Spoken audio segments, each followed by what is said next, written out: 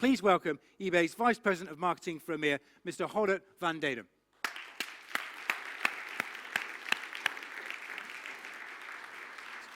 Thank you, Ben. Great, a bit of inspiration. I now know where we have to get our new data scientists from. My name is Godert Van Dedem. I'm the CMO for eBay here in Europe. I'm going to talk about, can we go back to the start maybe, about man versus the machine. The machine is the technology that we just have been looking at. Artificial intelligence, internet everywhere, virtual reality. Man, that is us. That is us trying to cope with that. And my question for today that I'm trying to answer is, in this age of technology, do we as marketeers still have a job? I hope so, because I love to come back here to this event later. And I think we do. But there's a bit of a nuance, and I'll try to explain that. I'll talk a little bit about eBay and the things you may not know about eBay. I'll talk about how we apply some of this technology. And then I'll talk about the dilemmas for us as marketeers, and how I, at eBay, with my colleagues, am trying to cope with that. eBay's been founded 23 years ago by Pierre Omidyar on a Thanksgiving weekend, because his wife was a big collector of Pez dispensers. And he thought, wouldn't it be great if people that share passions across the world could trade? Because he said trade is a very basic human activity, but I have to believe that man is basically good. And he started this company a long time ago, first as an auction site. This is our headquarters. Under the logo is our building called Main Street, where we give big events. We actually showcase a lot of our new technology. A little building across is what used to be known as the Skype House when we owned Skype, and then the Milo House. It's now a bar, so if you're ever on campus, that's a really good place to go. eBay may be different from what you think, maybe very different from what you think, which is one of the challenges that I have to work on. For instance, more than 80% of the products that we sell is brand new, whereas the perception is it's still an auction site of second-hand products. Not so much. A lot of our products, most of our products actually shipped within a few days, depending on which country you are. It's in a couple of days or 3 days. And then most of them are sent back for free and are shipped for free. And then this I always find a stellar number. We have more than 1 billion listings, so more than 1 billion products that you can buy on eBay, out of which 80% are new. That means you can find pretty much everything on eBay. And the way we sell that is as a truly global marketplace. We have 170 million active buyers. There are people that have bought something over the last 12 months on the platform. A lot of it in the United States, but almost 60% is international, which is mostly Europe. We play in across roughly 190 markets. There's 20 countries with the real local site in a local language, but everyone globally can trade on the platform. I don't know if you follow the velocity stats, but there's a lot of stuff selling every few seconds. And the way we do that is by connecting buyers and sellers in a unique way. We don't sell our own products, we just enable that trade. And we do that on a global level. And that way we empower commerce in what we think is a very, very excellent way of doing that. We have hundreds of thousands of sellers, small and medium businesses that are passionate about the products that they sell. They built their livelihood on eBay. They started on eBay, they've grown, they now employ a bunch of people. So the footprint in Europe is probably a couple of million people that get their livelihood off eBay. That gets me out of bed every day. And we preserve that marketplace really carefully. Now, to power that size and that scale of commerce, there's a lot of technology available. A lot of technology available to all of us, and you'll hear a lot about that these few days. Artificial intelligence, machine learning, we apply that on a daily basis. I think that's actually available and can be used at scale, and there's tons of use cases for it. I'll share some of the ones that we use. Internet everywhere, I think there's a bunch of OEMs that build accessibility and reachability into many of their products.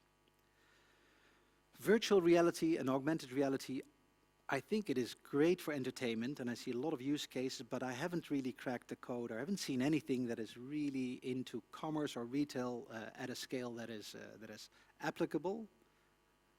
We tested and tried a few things in supermarkets, for instance, so it's interesting technology, but that I see huge potential in gaming and entertainment, wanting to see more in other fields.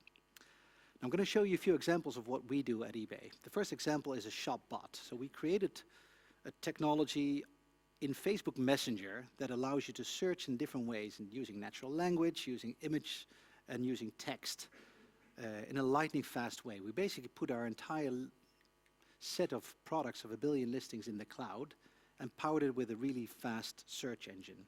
I'll then show our Google Home application. So obviously we need to play in voice as well, just as Alexa has done. I think some of you may have heard presentations from Amazon on Alexa and what that does, and that powers an entirely new economy.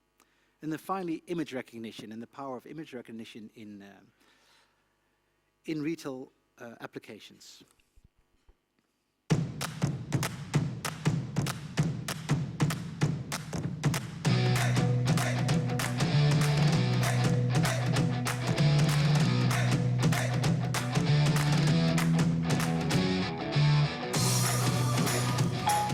Find me a Canon camera with a zoom lens.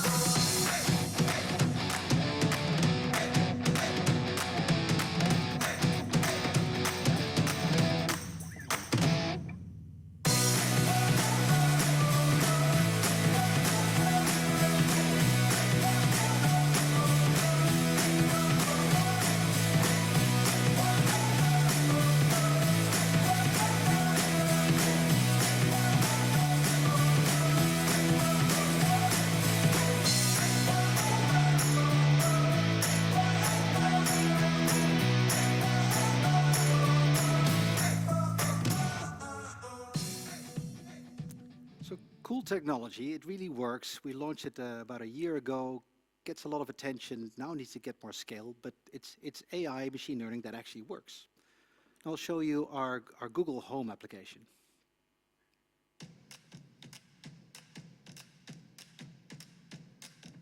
Hey Google, ask eBay to find me a Kate Spade bag. Okay, getting eBay. Got it. Looking for a color that's black, brown, or something else? Black, Got it. Looking for a material that's leather, canvas, or something else? leather, Great. Do you want a style that's shoulder bag, satchel, or something else? shoulder bag. I looked through 36 options on eBay and the best deal on bags is $281.78. I have more info on this deal for you. Is it okay if I send that to your phone? Yes. Okay, go ahead and check. And I'll talk to you there.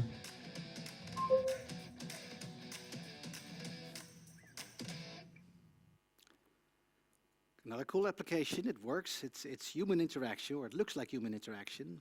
And then finally, image recognition, which is also powerful in retail.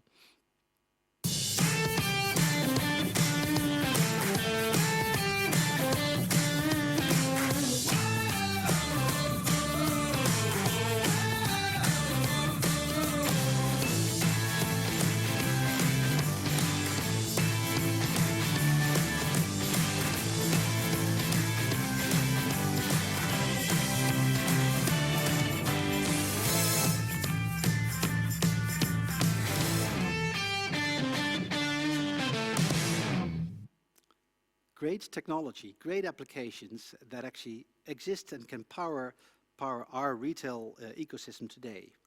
But where is the human? Where is the real people-to-people interaction? Again, our founder, way back when, decided that he wanted to bring people together who wanted to trade globally. So where is that, and how does this technology enable us to do that? Said differently, I think it poses a set of dilemmas that particularly us in marketing have to overcome. One is technology, the tech that we just looked at, versus storytelling. I think storytelling, I'll spend a lot of time on that today, it's a very human way of conveying something that's important. If told really well, it gets repeated and it resonates. Tribes versus microsegments versus personalization. You can tell from the technology that personalization becomes really easy. If we get the right signals and we use them well, we can find people and give them exactly what they want. But tribes, they're fueled by passions, and they want to be a collective of people that interact and find each other. Authenticity versus efficiency. So we spend an enormous amount of money on paid search, and we do that very, very well. It's highly efficient and pays the bills for us, but it's very short, doesn't give me a chance to really tell a story, and it's hard to see how that is authentic, or how there's a human behind it that really cares. Creativity versus performance. Obviously, as marketeers, we spend a lot of time on creativity, finding stories that resonate, that connect emotionally. I think that is still extraordinarily important, that it doesn't go away, and it is deeply human. Versus performance marketing and performance-led, efficiency-led activities. So how do I balance this? And I'll share you some examples of how I try to deal with that at eBay. So what is our response? The first thing I had to do was move dollars around. Don't know how many of you had the same misperception of eBay being a second-hand auction site, but every time I do research, most people think that. I haven't told a broader story on why people should come to eBay, because I also haven't spent any money on that. If I look at my marketing budget in the past, it used to be 80% performance marketing, and we're a digital native company, so it's very tempting and very almost addictive to spend all of my money in paid search, paid social, display marketing. It's easily trackable, and it is conveniently measurable, instant response. But it doesn't allow me to spend enough on the brand, on giving people a reason on why they should come to eBay, and hence that perception change that I still need to work on. So we've made a very costly investment, not just in Europe, but globally, to say we have to invest more in the brand. We have to invest more of our dollars in a broad story that tells people why they should come in, which is moving in the opposite direction of the technology, opposite direction of performance marketing. In our case, spending a lot more on TV, radio, and out of home, which for some of you may sound strange because you come from the exact opposite direction. Then I had to be much more specific about who is my audience. So I have 170 million active buyers, but a lot of those and a lot of the most passionate eBay buyers have grown with us over the last 2 decades. So they're getting older, they're skewed more male. So how do I appeal to a younger audience and a more female audience? So where do they spend their time? What are their passions? And can I, as a brand, connect to those passions? And how do I do that? I can't do that with just a text ad. So we've created a new brand platform, a new brand strategy. I'll show you what that looks like, but what we try to do there is champion the individual and make it more human, make it connect more to those passions and the activities that people care about deeply, and then show how eBay can play a role there. So the first thing we did is we launched a new brand. We did that about a year ago, and this is the version for the UK.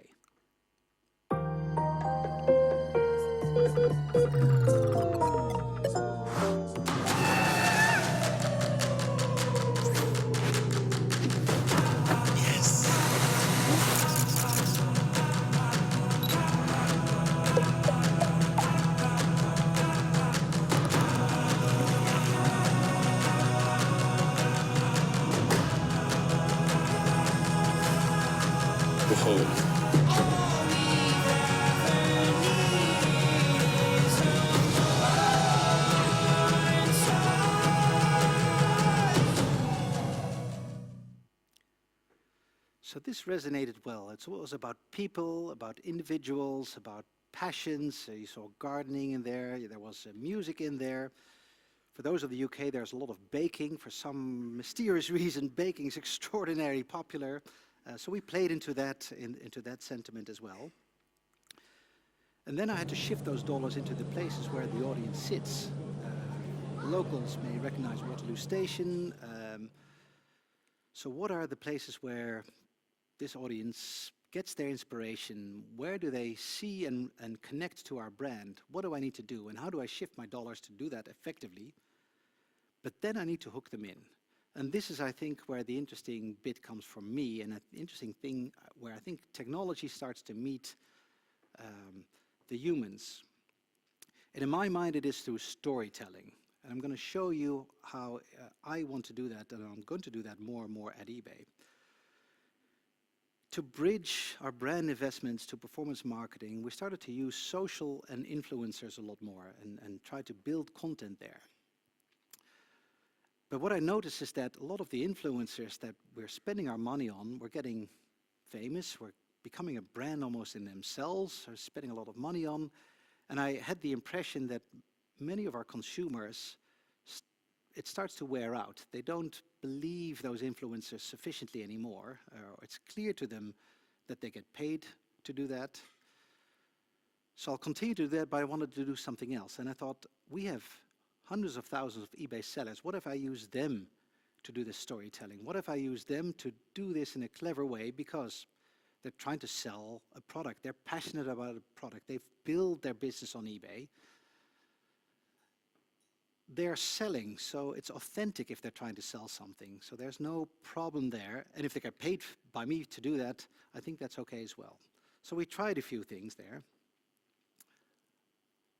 Tools. I used to be his right-hand lady, should I say. There was a moment, kind of just a moment really, a light bulb moment. I said, oh, how about if I start up my own business selling tools? That's where it all started. It was something that I really, really enjoyed doing. Hi, I'm Mandy. I run Mandy's Tools and I'm an eBay seller. I have 6 ladies and myself, and they are absolutely fantastic. I wouldn't be here today without my team. I had this dream that I wanted to achieve, and I could just sort of see myself standing in front of a warehouse, Mandy's Tools up the top, and having ladies around me, seeing them pick up tools, enjoy tools, talk about spanners, talk about something. It's kind of a nice feeling, really. eBay's got my business where it is now, and I've got more to put on eBay and more to sell, and hopefully be able to give more jobs, maybe to a man.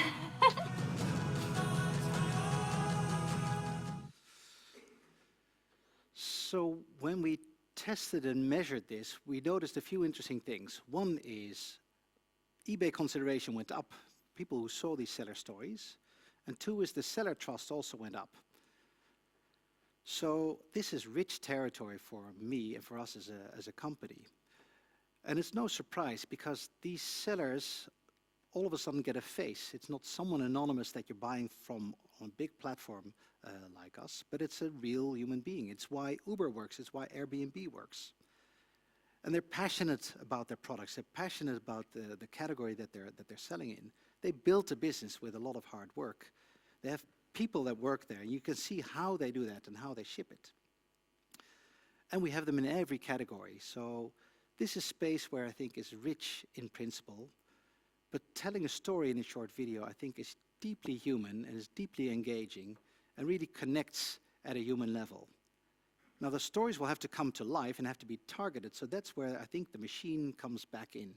So I'll use the social networks, but I'll target them at the right audience that I know will resonate with the category that Mandy sells in, or some of the other sellers, or the type of inventory that is being sold that we know or get signals from will make sense.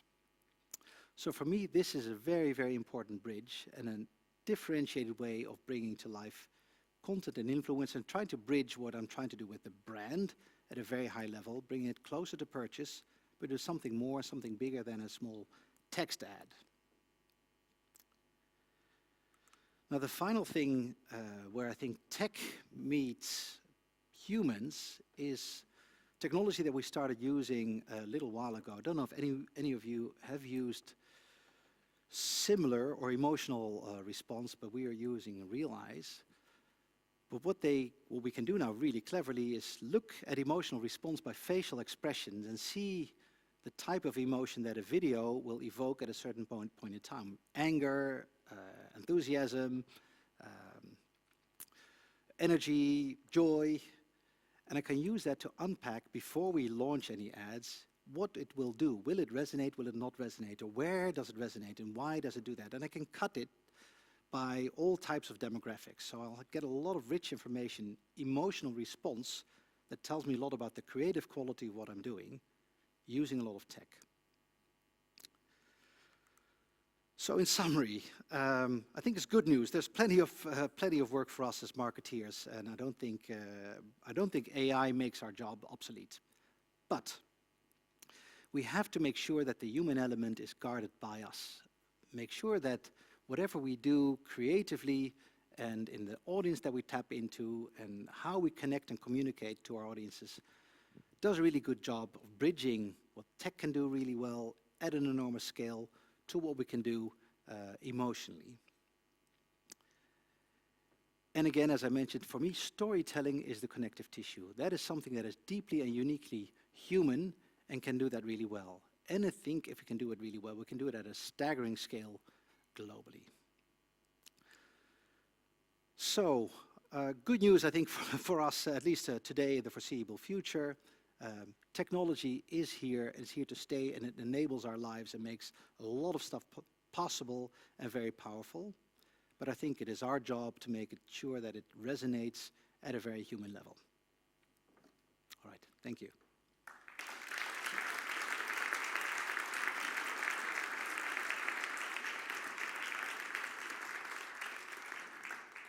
Godert, many thanks. Ladies and gentlemen, we do have some time for questions. Does anybody have any questions for Godert?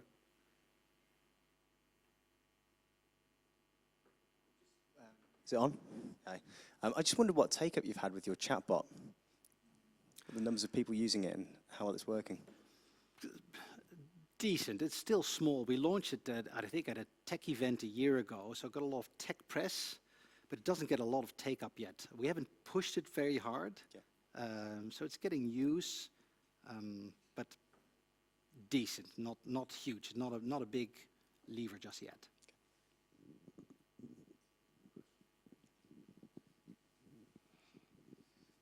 Thanks. I thought your presentation was really good. Thank you. I've seen the new campaign. I think it looks brilliant. I think the colour's fantastic. It's sometimes really difficult to sell that into boards, to senior execs. Firstly, any tips on that? And secondly, how's the campaign going? Yes, the first question is a really tough one. You've seen the tiny sliver that we've been spending on brand for ages, and it's not for lack of trying. In the past, we've often tried to launch a campaign, but because we're so tied to performance marketing and direct response and we don't see it immediately, we often gave up. So our CEO was really committed, saying we have to do this and we will do this. And he convinced our board, our leadership team, and all of us are kind of tied to the hip, saying we will do this and we will be patient enough. But it's tough. And every quarter, at the end of the quarter, it comes up again. What did it do? And what can I measure? And what can I see? So I'm happy with the place we are in. Now back to how is it doing, because that then is the pivotal question. We saw a really nice uptick in ad awareness and comms awareness, which is great. Much better than prior years when we spent roughly the same. So it connects well as an ad platform. Where we made it more relevant in markets based on the categories that are either seasonally relevant or culturally relevant, a lot of baking in the UK, it performed really well. And we also saw it in kind of traffic coming through and consideration in those categories ticking up and appealing to a younger audience. Every time we've kind of toned down the investments, it started to fade a little bit. So now we're reusing the same ad format repeatedly, and that is starting to work, but we have to be persistent. I'm happy that our CEO is. Often some tension between the CEO and the CFO, but he's winning so far.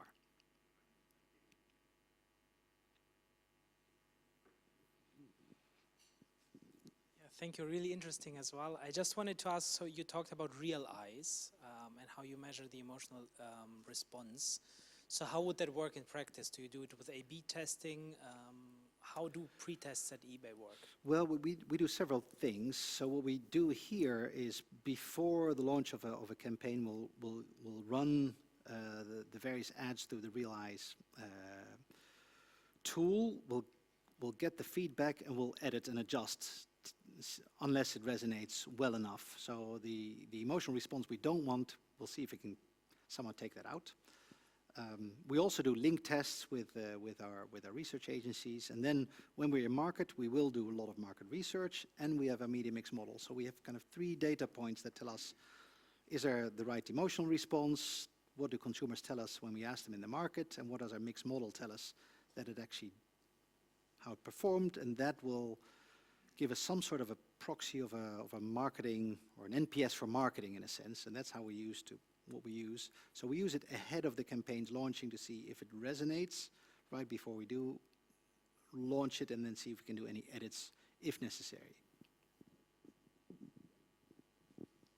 Hi.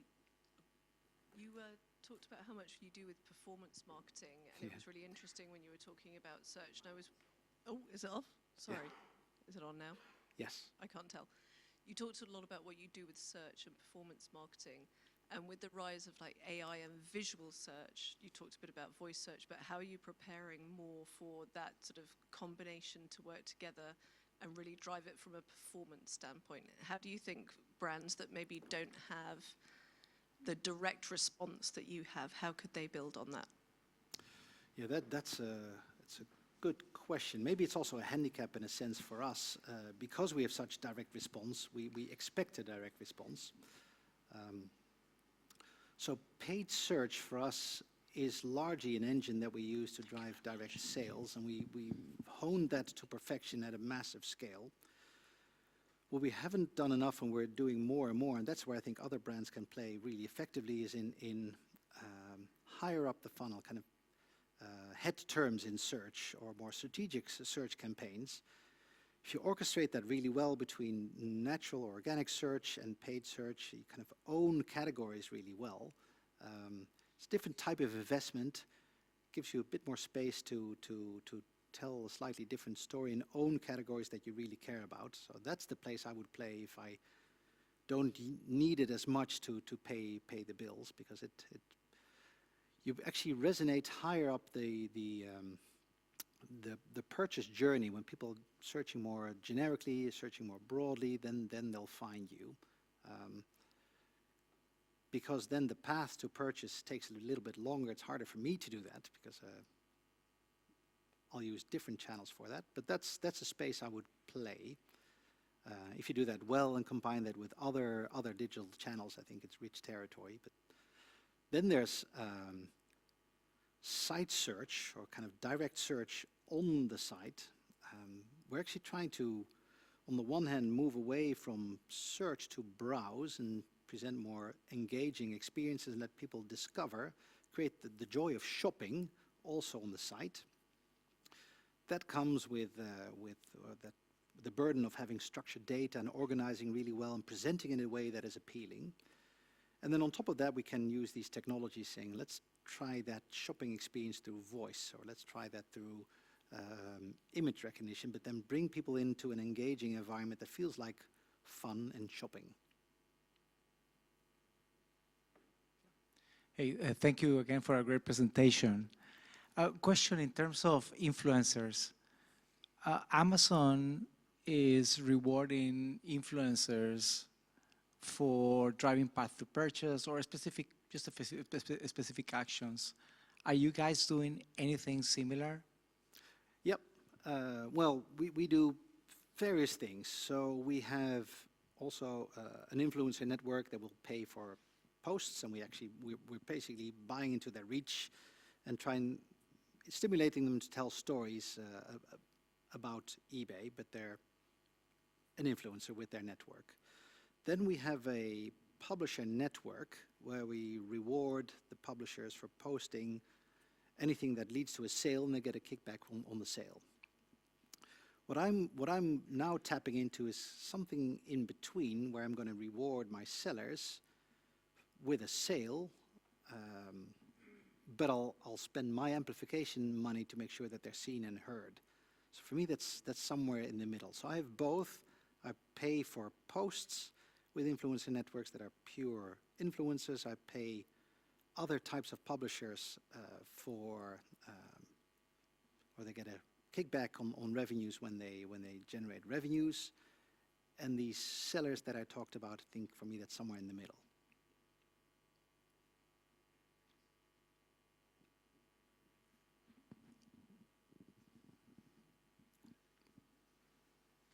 Hi. Hey. Great to hear how you're using technology to promote your platform, your brand. But are there plans or are you already offering the sellers on your platform technology so they can promote their own brands, their own shops on your platform? Is that something that's in the pipeline? Yeah, well, we do. We obviously our objective is for our sellers to be found and create velocity for the sellers. And we'll let them also present themselves. So we'll have branded stores that will amplify. We'll have brands actually on the site as well. So there's on our platform a lot of opportunity to showcase themselves. The space I'm trying to get into as well, we're doing some tests, is distributed commerce. So can I actually enable a checkout somewhere else? We've done that on Mashable recently, and we're doing a few other tests. I can do that on other platforms, including the sellers' platforms. And then I'm not sure to what extent, but I'd love to explore that. I can amplify or create traffic into the sellers' domains or their own sites to make sure that they're successful on the site. If I can enable a checkout that I benefit from, I will stimulate that. But that's a model that we haven't really explored at that scale yet. But if I can do that, that would be fantastic. Because then sellers get more visibility. They get visibility on our platform. We'll allow them to showcase. They'll get some visibility on their own sites or their own properties if they have them. And then if I can, through distributed commerce, kind of check out on their site, keep people there, that would be really cool. But we haven't really explored that space yet.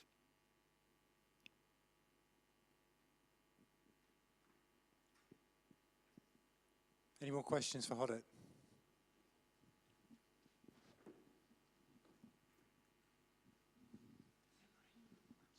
Thank you. I'm amazed by this image recognition technology. I love buying dress and things like that, but it doesn't show tonight. But I walk down the street and see other ladies like Alison wearing a nice jumper, and I want to take a snap discreetly, and I want to buy the same thing. And always dreamt of this, but I haven't personally experienced the real technology that will give me that. With your technology, was it a heavy investment that you had to make? And does it really work? And are people using that technology? Yeah, so it works. It works in a number of ways. It was heavy investment. We bought a company in Israel that had built the tech. We developed other technology ourselves. Things gotten better over years. I remember 7 years ago, we had a scientist at eBay showing a very crude version of it. Now it actually works a lot better because, again, the technology enables it. Processing is a lot faster. So the use case that you described is exactly what we're trying to do. You see something, take a photo and see if you can actually, what is it and can I buy it? There's variants which we're using in distributed commerce that you, for instance, a publisher writes an article about fashion, and then on the image, if you hover above the image, you will try to match that image to products that we have. So it's a lot better. It actually works. What you saw are kind of live use cases. The adoption needs to grow. What we've learned, for instance, in Mashable is there isn't enough purchase intent when you're reading an article that happens to be about fashion. So making the jump from the publisher that you're reading in a fun article to buying the product, that is a step further. So I think the technology is no longer in the way. It is just finding the use cases and the appealing interface that actually stimulates you to try that and do that. But the technology is there, but it's been heavy lifting on our end for years because we were convinced that is the space we want to play in as well. But try it, it works. Okay, it works? Okay. Hey, just in your commercial, I saw you did a small, I don't know if you say that in English, but a small like finger at Amazon and their beige box. And I was thinking, because me, when I receive stuff from Amazon and my colleagues receive stuff from Amazon, like we have, it's quite an iconic thing you receive from them. They have their smile logo and the box. And with eBay, I saw in the ad, the girl from the tool thing, she's using tape. Do you have a tape strategy? Yeah. So one of our, two things. Yes, it is, the way we frame it, it is a push against beige, so mindless buying and trying to bring in the fun of shopping. And yes, of course, there's a little bit of a tongue-in-cheek. On the ad that you saw from the seller, who wrapped everything in tape, one of the things we learned is that type of product placement in the ad amplifies the image we want to steer away from. So it kind of shows a bit not professional enough. So when we shoot more of these ads at a larger volume, we'll work on that. And yes, we do sell a lot of tape as well.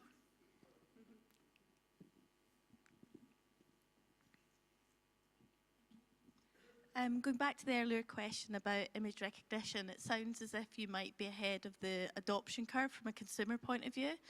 When you're looking at building a business case for investment, are you forecasting how long you think that's going to take to catch up so that you're ahead of that curve? Often yes, but sometimes we don't know. So what we'll try to do is just build a pilot that's big enough that'll give us enough data to get confidence in a new piece of technology. Sometimes we take a leap of faith because we just don't know. Some of those pay off, some of those don't. We went really early into mobile and built a mobile app that resonated really well because we thought, well, we have to do that, and it was in 2005. We also invested in a lot of technology that just didn't pick up enough and sufficiently, so made some costly mistakes. I think we always have to try. What I try to do is just define pilots that are big enough but short enough that give us proof of concept with enough measurement that I can actually tell if it works or not, and informs us on how we can scale it. But sometimes a leap of faith, and the other thing is try to build pilots that are substantial enough also to build a business case that then is credible with some data. Thanks a lot. Brilliant presentation. Question is really touching when you show the stories about the sellers and how they build their business around your platform and how you enable them to build their business. Are you also exploring areas around how they can help each other and learn from each other and how to better flourish on your platform? Yeah, that is interesting space, and I think that brings us back to tribes, right? There will be very passionate buyers and sellers. That's actually a community of people who will share very specific passion, and if I look across, we'll probably have thousands of those passions. And then you get the experts in the room together. I think it's very rich territory. I don't know exactly how to do that or how to organize that. I think when we started originally as a company, that's exactly who we were. Love to bring that back because there's lots of synergies, and the opportunity is big enough for sellers to not feel too competitive. They actually know each other often. And if I bring that back together, or bring that back together even at a global scale, I think that's really exciting. Just need to figure out how.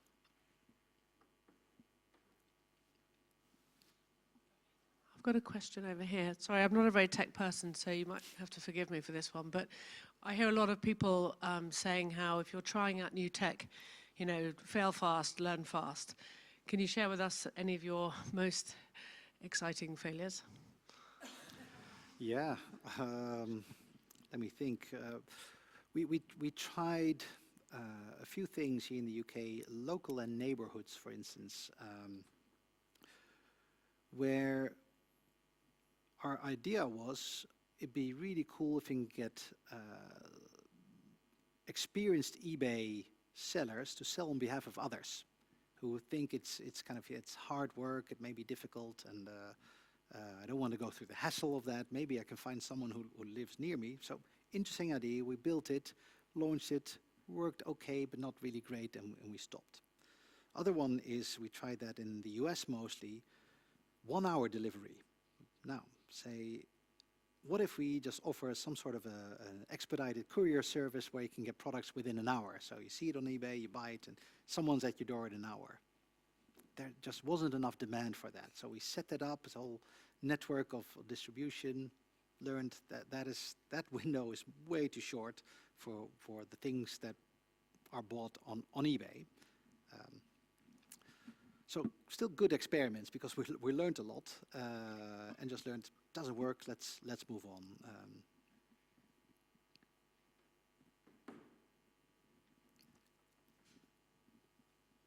I can see 2 hands raised. We'll have 2 more questions. Hey, sorry, I'm going to be annoyingly cynical here, and it's all in the spirit of a good debate. But when I look at something like the Google Home app, I just think, how many people truly want to shop for something like fashion like that?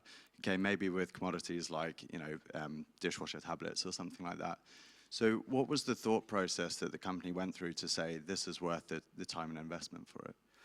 It's a good question, and we have a team in San Francisco that are there to build disruptive new technologies and test and learn, back to the prior question, and also discover, is there any demand for this, and does it really work? So I think the first job for them is just prove that they can get the tech to work in a way that really works, that isn't too clunky. And then we have to think about where and how do we use this? To whom should we target this? And what categories are relevant? And because if you spend an enormous amount of engineering capacity to figure out every dimension of fashion, maybe much more difficult than highly categorized electronics. Or maybe if men use voice much more than women, why don't we skew towards categories relevant for men? So it is a really good question. And but I think the team that's built pretty much most of the things that you see here, their job was really to prove that we can, on the one hand, innovate faster, to apply technology that we think is emerging or beyond emerging. We have to find use cases, but we have to try make it real. And then build tech that actually works and isn't too clunky, and then figure out the last question, rather than try to engineer to perfection or conceptualize it too far. But I agree, it's an excellent question, and the fashion example through voice may never happen. But they just proved that they can do it, and now it gets closer to the regions to figure out application. Why don't you do it the other way around? Why don't you start with the audience and then say what technology do we need to build for them, rather than starting with technology? Yeah, so that's the job of our big engineering teams that build products that we launch everywhere. So that's their day job, saying what are we building for our 170 million and hopefully growing fast audience. So that's their day, that's exactly what they do. But we have a smaller innovation team that can think differently and build things differently that may never actually come to life, but they'll learn some bit about technology, or maybe they'll combine something that they wouldn't have thought about before. So your point is valid. So we have several thousand engineers that build with the customer in mind, and it should be end-to-end customer first, and a group that gets to innovate and try new things, break some eggs, and see then if it works. Hi, yeah, great presentation. It was an interesting stat. You say 81% of your transactions were new. It'd be interesting to hear the sort of direction of travel for eBay, and if your ambition is to reduce that to, say, more 50-50, or what the ambition is, and what's the thought process behind that? Well, what we learned is that our consumer-to-consumer business is really important for our ecosystem. Or said differently, where we think we play a unique role is offering in pretty much every category of product, offer a whole spectrum of brand new and in season, brand new but last season, refurbished and nearly new, second-hand and vintage in every category. And to do that really well, and that allows people to find, which is kind of at the heart of our brand strategy, find what's perfect for them. And the only way we can do that is if we also have this piece of second-hand and vintage selection as well. So if it's skew entirely to new, 100% new, I think that will be going the wrong way. It is an important part of where our demand sits, so I think this proportion probably feels right. But we learned that other part is hugely important for us to be able to present this spectrum of selection, or the spectrum of inventory that we offer. So my guess is we'll stay roughly in this area, or this is a good balance of new and second-hand inventory. Ladies and gentlemen, Godert Van Dedem.